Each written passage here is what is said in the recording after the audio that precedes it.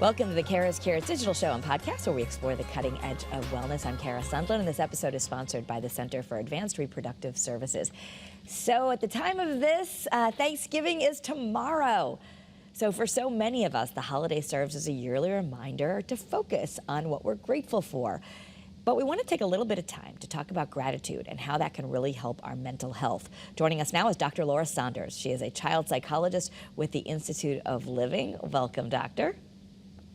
Thank you for having me, Kara. You know, gratitude is something that certainly, I think, around a lot of Thanksgiving tables, it's customary to go around and say, hey, say what you're grateful for. But in terms of mental health, how is gratitude something that can really improve our mental health? So there's actually some research out there that shows that the more we can embrace gratitude, so the more that we can focus on what we do have, not what we don't have, the more we can, as the proverbial saying goes, see the glass as half full, not half empty.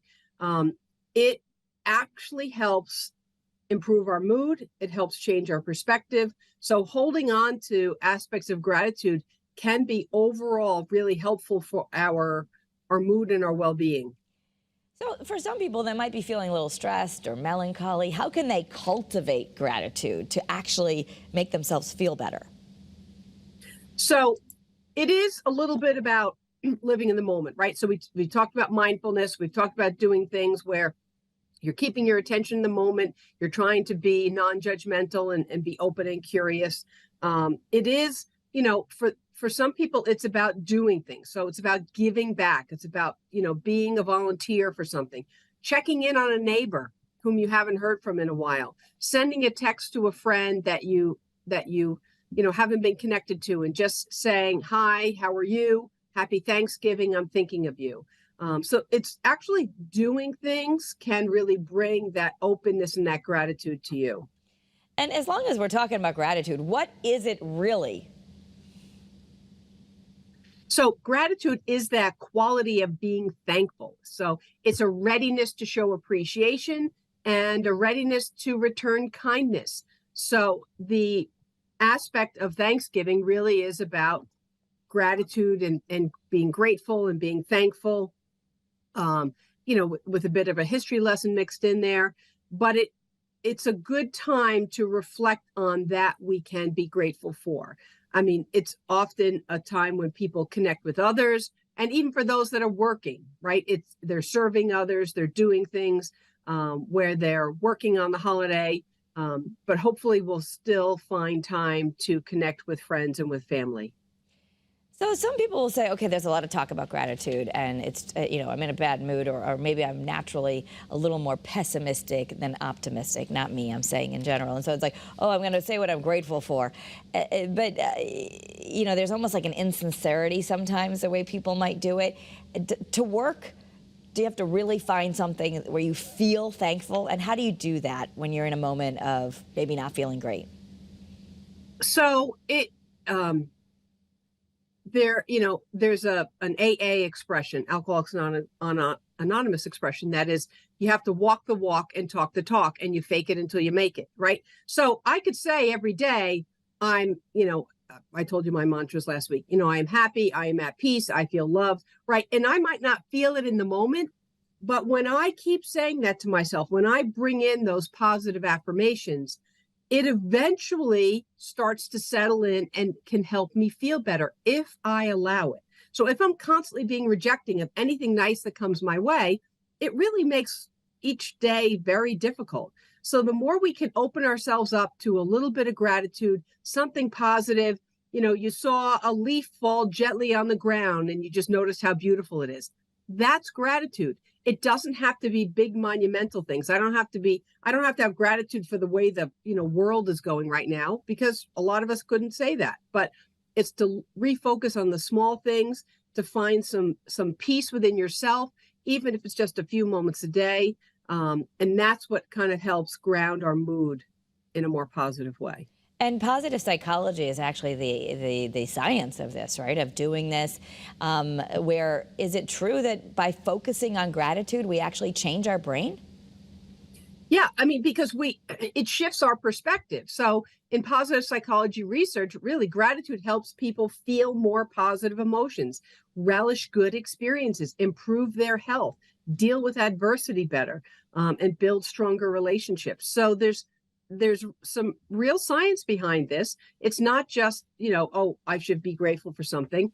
And it's as adults and as parents modeling for our children, there are things that we can be grateful for. We can sit at the dinner table and complain all day long about all the things that went wrong, but that's what we're modeling for our children, as opposed to, I feel grateful that we have a meal to sit down here and share together. I feel grateful that, I get together with friends and family during the holiday.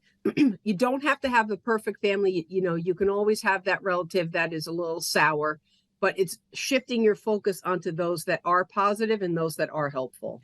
I mean, it spills over into those who are exploring spirituality or manifestation. We're talking about science, but that there is some real truth to that. Whatever we focus on grows, right? So even if Uncle Tom is really upsetting us at the dinner table, in real time, what would you suggest we do so we can maybe use the force of gratitude to feel better at Thanksgiving? Right. So in my family, it's Uncle Matt that bugs people, but it's the same thing, right? So what we need to do is turn our attention away from them, because engaging in an argument is not going to change anyone's mind.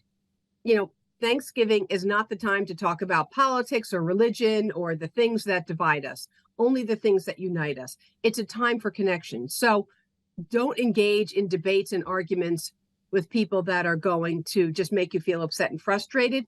Find a way to step back or walk away and reconnect with someone who you can have a positive conversation with. And again, this is not about solving world problems. It's about asking someone, how are you today? How is your past couple months been? Is there anything that you'd like to share with me? Something that's gone well for you, right? Those kind of joining comments can really make someone think well, okay, let me think about what I could share with you that's happened to me in the past few months. And then boom, it just really kind of creates a deeper and more meaningful conversation. And that's a great thing. If you're listening to this and we're going into Thanksgiving, just having some scripts ready, it's a little preparation. I love that idea, so we don't get stuck in the old patterns, which brings me to the next point that I really love that you say, until you change your thinking, you'll always recycle your experiences. So this is one way we change our thinking. Right. It's the core of cognitive behavioral therapy, right? If you don't change those negative scripts or those negative thoughts in your head, that will negatively influence your behavior. And then therefore you are engaging in a cognitive behavioral cycle of negativity. So the way that you start with change is with your thoughts. And sometimes it's about gratitude, but it's also about self-compassion. It's about being a little gentler with yourself. It's about not being so hard on yourself. We're all doing the best that we can in so many situations. So let's have a little more self-compassion. Let's step into gratitude. Compassion is towards the self. Gratitude is towards something outside of you. So it's doing these things and practicing these things, shifting those thoughts in your head so that negative script isn't just running on and on. And you suggest in the power of giving, we can find physical ways to bring gratitude into our life. You mentioned checking out a neighbor or giving back, but is it useful to actually sit down and think, what can I do? Yeah, for some people, it could be keeping a gratitude journal, right? That means at the end of the day, or, writing down 1 or 2 things that they feel thankful for. It could be at the beginning of the day, 1 or 2 things that you're looking forward to. So you're trying to reinforce this cycle of positive thinking, self-compassion, and a little bit of a quality of just being more thankful.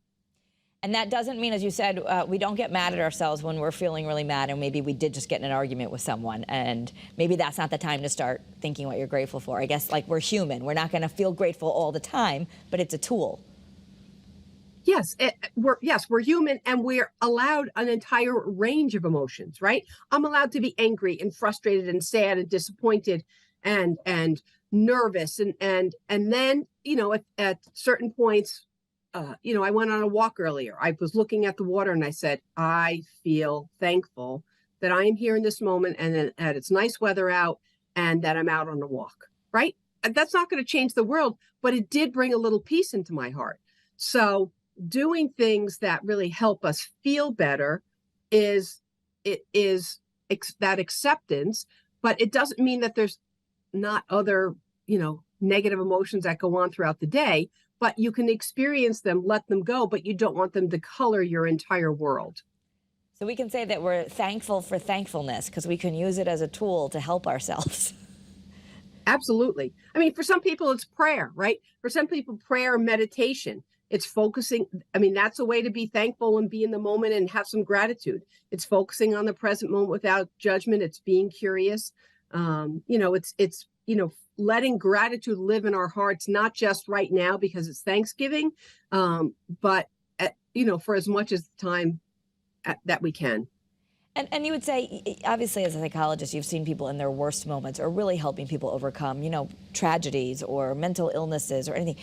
But would you say it's fair to say we all have something that we can be grateful for? We can all find something?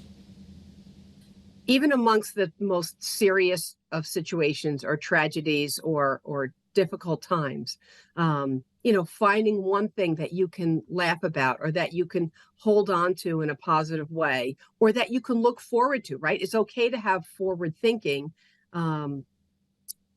because if you get mired in that negativity, it is so hard to get up in the morning, right? So I like to say, integrity is what helps us sleep at night, but hope is what gets us out of bed in the morning.